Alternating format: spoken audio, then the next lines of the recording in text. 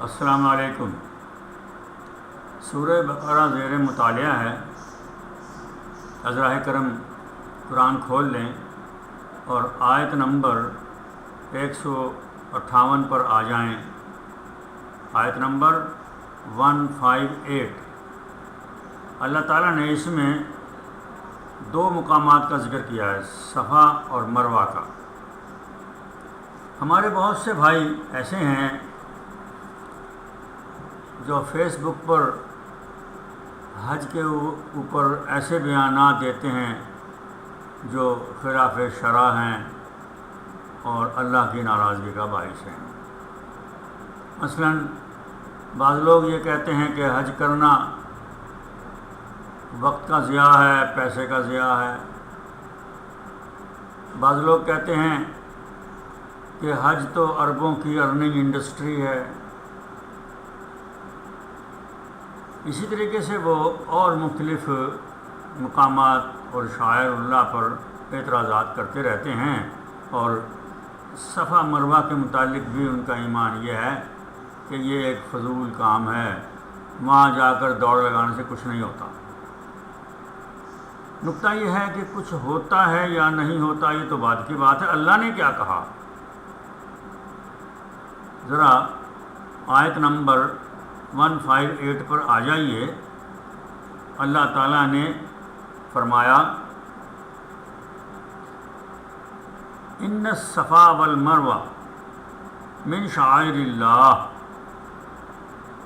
صفا اور مروہ اللہ کی نشانیاں ہیں۔ پھر فرمایا فمن حج البیت او اعتمر، جو کوئی بھی اس گھر کا حج کرے یا عمرہ کرے، فلا جناح علیہ ان یطوف بہما، اس پر کوئی گناہ نہیں ہے کہ وہ ان کا طواف کرے۔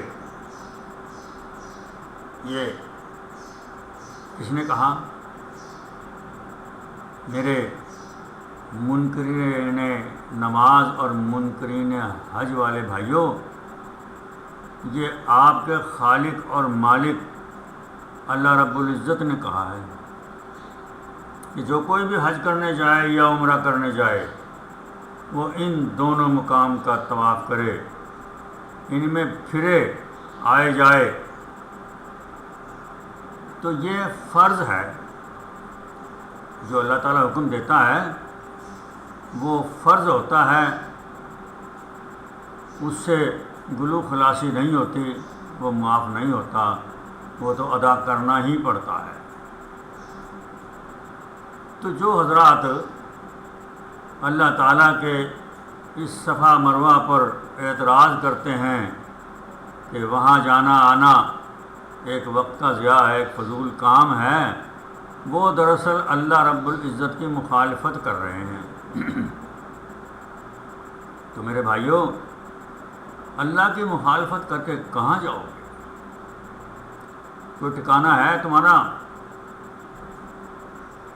اللہ رب العزت نے بڑے واضح الفاظ میں کہہ دیا ہے انا الینا ایابہم ثم انا علینا حسابہم، انہیں ہمارے پاس آنا ہی پڑے گا اور اس کے بعد ان سے حساب لینا پھر ہماری ذمہ داری ہے۔ تو ذرا کان کھول کر سن لو، حج پر اعتراض کرنے والوں، صفا مروہ پر اعتراض کرنے والوں، آپ کو اللہ کے ہاں جواب دہ ہونا پڑے گا۔